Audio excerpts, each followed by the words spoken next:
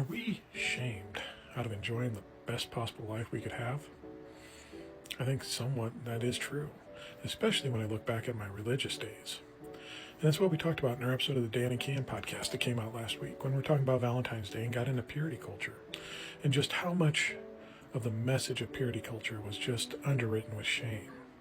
These desires and urges we had in us that were completely natural and normal were told to be abnormal and shameful, that we had to fight against them, that we had to drop to our knees and pray to the God that we worshipped to take this away, and we were sorry for even indulging in these and having these feelings arise in us, which doesn't make sense in and of itself because they naturally came to us. So being that was so perfect in our design and given this to us, had to have designed these urges and needs to come into us.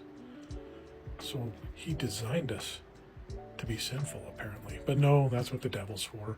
The easy scapegoat to put in and everything, to accuse him of all the nefarious things that happened with our Creator and give him all the credit for the good.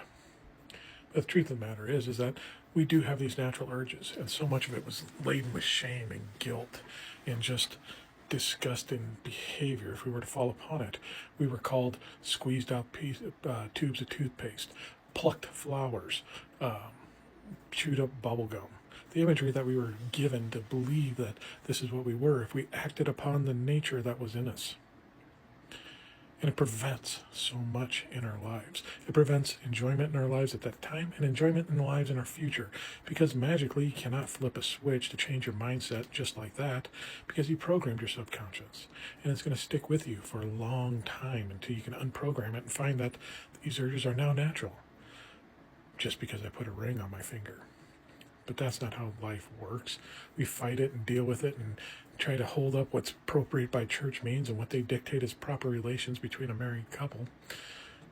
But it goes far beyond that. That shame goes into just understanding ourselves and who we are. We can't even talk about it. It's so shameful and degrading to think about.